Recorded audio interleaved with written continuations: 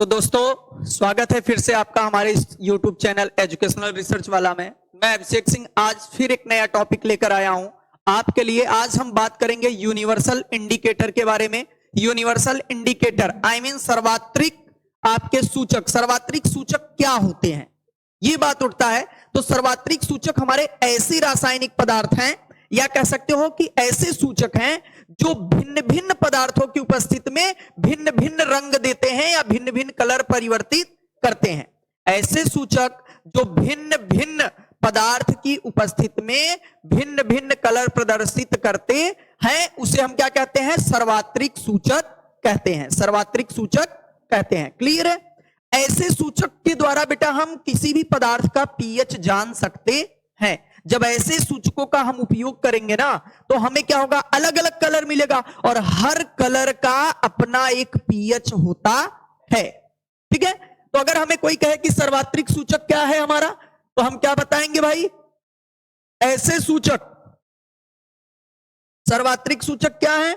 हम बताएंगे भाई ऐसे सूचक बेटा, ऐसे सूचक जो भिन्न भिन्न रासायनिक पदार्थ की उपस्थिति में क्या करते हैं? भिन्न भिन्न रंग प्रदर्शित करते हैं तथा उनका पीएच ज्ञात करने में सहायक होते हैं, उसे हम सर्वात्रिक सूचक कहते हैं।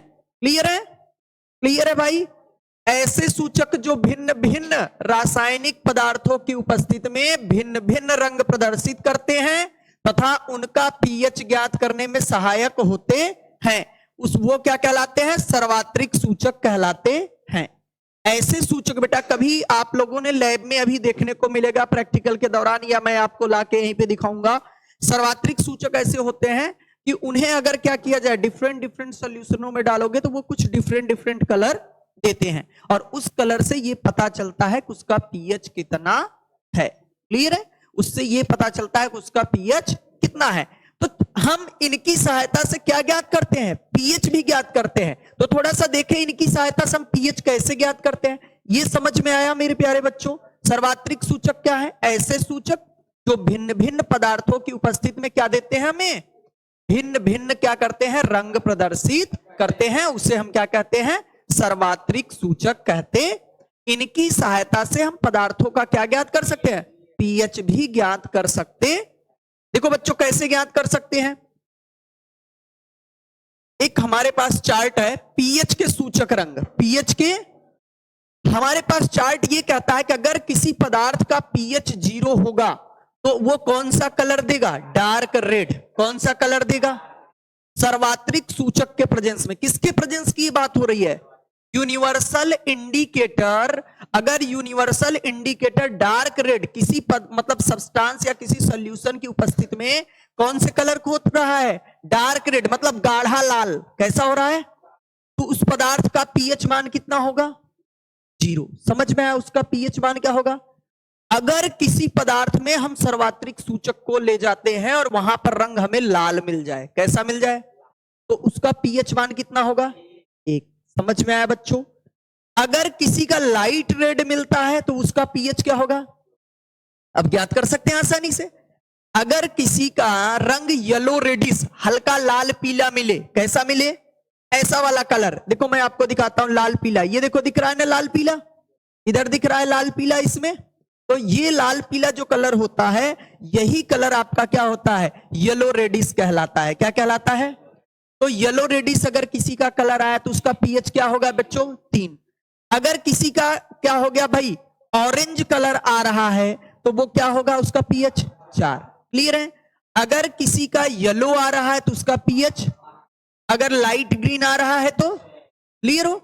अगर कोई हमारा न्यूट्रल पदार्थ है, न्यूट्रल मतलब उदासीन पदार्थ है, तो उसका बेटा पीएच मान क्या होता है? 7। और 7 अगर किसी का पीएच मान होगा तो वो यूनिवर्सल इंडिकेटर पे कैसा देगा? ग्रीन।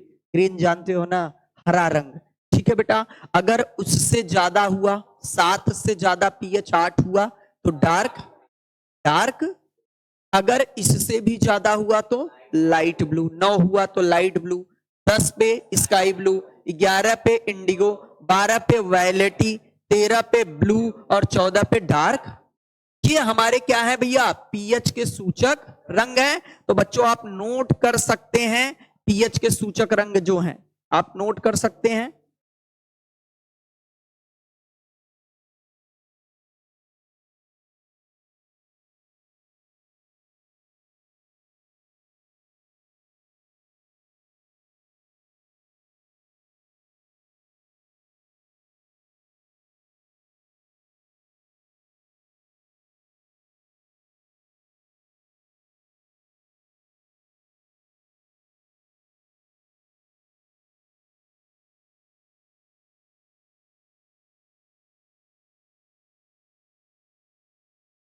हो गया, चलिए। तो मेरे प्यारे बच्चों हम लोगों ने पीएच को पढ़ लिया, ठीक है। और अब थोड़ा से कुछ पीएच के क्वेश्चन कर लेते हैं, ठीक है। कल हम लोगों ने बोला था कि पीएच के हम क्वेश्चन करेंगे, कैसे सॉल्व होता है, ठीक है, क्लियर रहेगा। आइए, एक आपको हम क्वेश्चन देते हैं। क्वेश्चन क्या कह रहा है,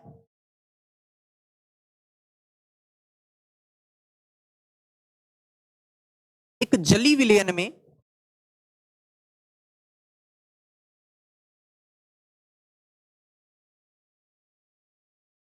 एक जलीय विलयन में हाइड्रोजन आयन की सांद्रता, हाइड्रोजन आयन की सांद्रता 2.0 इंटू 10 की पावर -8 मोल प्रति लीटर प्राप्त हुआ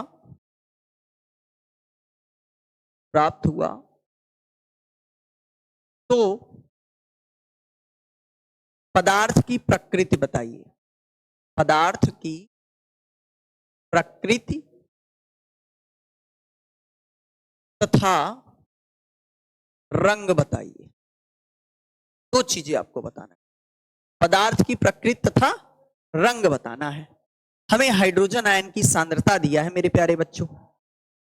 ये हमारा क्वेश्चन है कि एक जली विलयन में H+ आयन की सांद्रता 2.0 इंटू 10 की पावर -8 मोल प्रति लीटर क्या हुआ बच्चों, प्राप्त हुआ। तो पदार्थ की प्रकृति तथा रंग बताइए। क्लियर है मेरे प्यारे बच्चों।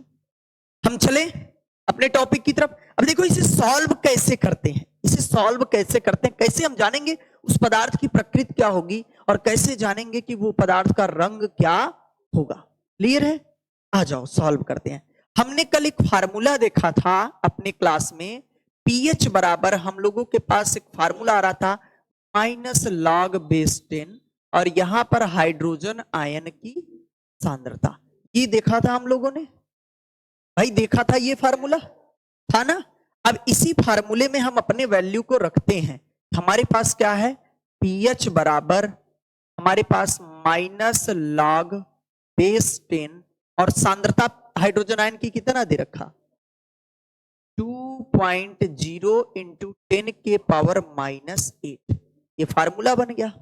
अब log के कुछ फार्मूले आप जानते हैं कि नहीं भाई, log के कुछ फार्मूले होते हैं आप जानते हैं कि नहीं। इधर मैं लिख रहा हूं, अगर कहीं पे बेटा log/10 m इंटू n आता है, क्या आता है, तो इसे हम लिख सकते हैं ऐसे log/10 m plus log/10 m, ऐसे लिख सकते हैं, ठीक है।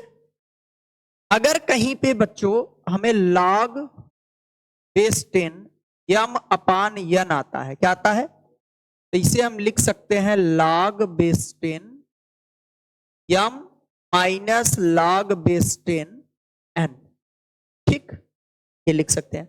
अगर कहीं पे मेरे प्यारे बच्चों log/10 m के पावर n आता है, m के पावर n आता है, तो इसे हम लिख सकते हैं n log/10 m, ठीक। इतनी चीजें समझ में आई। अगर थोड़ा सा और कुछ बातें लिख लो, अगर कहीं पे log/10 to 10 आता है तो इसका मान 1 होता है, ठीक। अगर कहीं पे log/10 to 1 आता है तो इसका मान 0 होता है। ये 2-3 मान आप जानते रहो। अब इसी पे हमारा न्यूमेरिकल सॉल्व होगा, ठीक है मेरे प्यारे बच्चों, इसी पे हमारा न्यूमेरिकल सॉल्व होगा। चले इसे नोट कर लिया जाएगा, इसे नोट कर लिया जाए जल्दी से। फार्मूले log m इंटू एन का फार्मूला क्या हो जाता है, log m plus log n, और log m पावर m अपान n का फार्मूला क्या हो जाता है, log m minus log n, और log m पावर n का फार्मूला होता है n log m। अगर कहीं पे log 10 आता है तो उसका वैल्यू 1, अगर कहीं पे log 1 आता है तो उसका वैल्यू 0 होता है, उसका वैल्यू क्या होता है, 0 होता है। हो गया,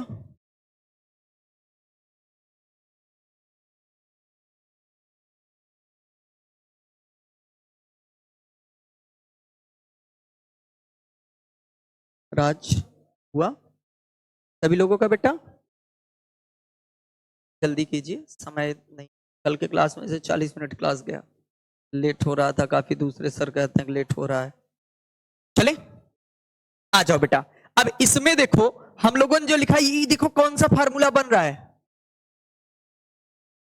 यम एके मान ले, यन एके, यम इंटू यन का, यम इंटू बना कि नहीं भाई, बन गया ना। तो अगर कहीं log m इंटू यन होता तो क्या लिखी था, log m plus log n, स्टेन नहीं बोलोगे चलेगा, क्या बोला, log m plus log n, log m plus n, ठीक। अब ये बन गया फार्मूला, इसे सॉल्व करें, pH बराबर क्या हो जाएगा, log बेस 10 है ही, यहां क्या हो जाएगा 2 प्लस log 10 के पावर माइनस 8। थोड़ा सा एक बार ये देखो ये किसका फार्मूला बन रहा है, यम पावर यन, यम पावर यन, ये है यम पावर, किसके रूप में लिखते हैं, यन log m के रूप में लिखते हैं कि नहीं, यम पावर यन बन रहा है कि नहीं बन रहा।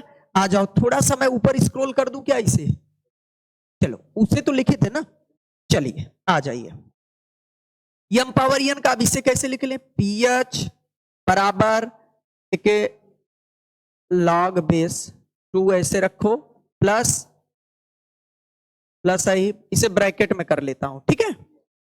-8 कहां आ जाएगा आगे, n log m बनता है, पावर -8 है तो -8 आगे, और ये क्या हो जाएगा log बेस 10 10।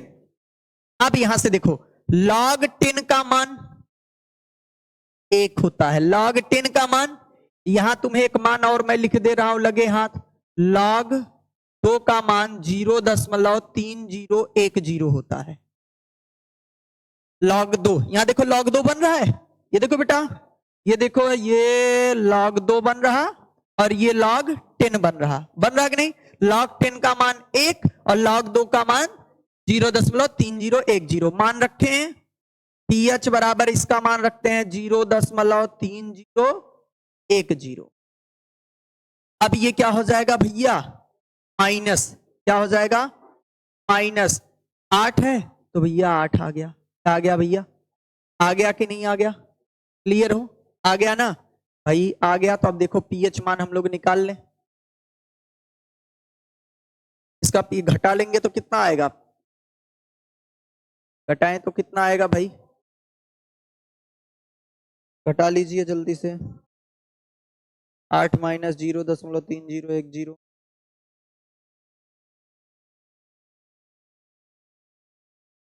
7.699। अब एक बात बताओ, जिसका pH मान 7 से अधिक हो वो क्या होता है, पहले प्रकृति बताओ यार, मैंने बताया था pH मान 7 से अधिक तो क्या होगा, क्षारीय, क्या होगा, क्षारीय होगा ना, तो ये कैसा होगा, प्रकृति इसका कैसा हुआ, क्षारीय, कैसा हुआ, और उसके बाद आगे बढ़ोगे तो हल्का डार्क ग्रीन हो जाएगा कि नहीं, डार्क ग्रीन हो जाएगा, रंग कैसा आएगा, डार्क ग्रीन। सॉल्व हुआ कि नहीं हुआ मेरे प्यारे बच्चों, सॉल्व हुआ कि नहीं हुआ, हो गया ना, दिक्कत नहीं है ना, नोट कर लीजिए, नोट कर लीजिए, प्रकृति भी मिल गया, प्रकृति कैसा है, क्षारीय, और कलर कैसा है, डार्क ग्रीन आ गया। दिक्कत, कितना आसान था, जब तक यूनिवर्सल हम लोगों ने कैलकुलेट कर लिया है बेटा, जब यूनिवर्सल इंडिकेटर के बारे में जान लिया, उनके क्या क्या वैल्यू होते हैं, कौन से कैसा होता है, अगर ये चीजें जहन में है तो हम प्रकृति और कलर बता सकते हैं। किसी का भी लैब में चेक कर सकते हैं। कोई हमें टमाटर का रस दे दे, बोले इसका पीएच बताओ, चलो भैया एग्जैक्ट तो नहीं तो लगभग बता ही देंगे कितने से कितने के बीच में होगा। भाई कलर देख के तो पहचान ही सकते हैं। अब एग्जैक्ट निकालना होगा तो उसके लिए पीएच मापना होगा उसका, उसमें हाइड्रोजन आयन की क्या निकालना होगा, सांद्रता, फिर ऐसे कैलकुलेट करना होगा कि कितना आ रहा है।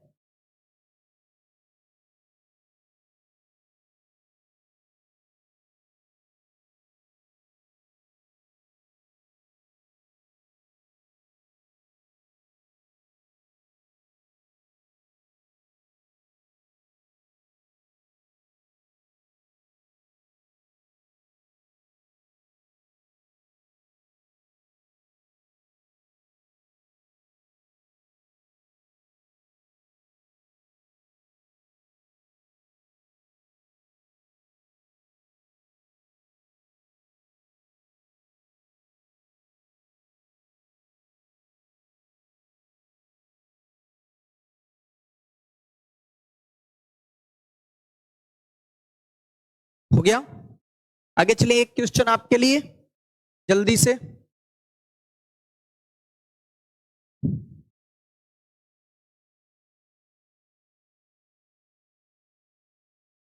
हो गया भाई सभी लोगों का? चलिए, मैं ज्यादा कुछ चेंजिंग नहीं कर रहा, ये हटा रहा हूं।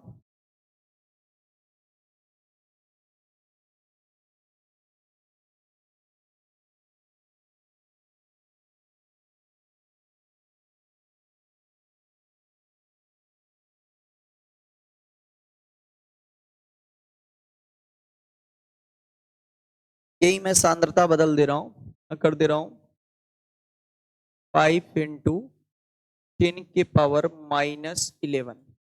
ठीक, मोल प्रति लीटर है। पदार्थ की प्रकृति और क्या बताना है आपको, कलर बताना है। जल्दी से आप सभी सॉल्व कर दीजिए।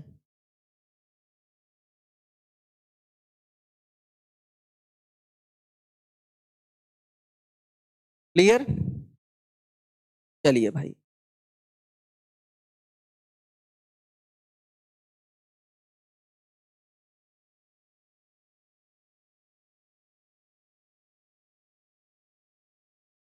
और ये एक बात ध्यान देना, log बेस 10(5) का मान 0.698 ये लिख लेना। ठीक, सॉल्व करने में आपको आसानी रहेगा। 698।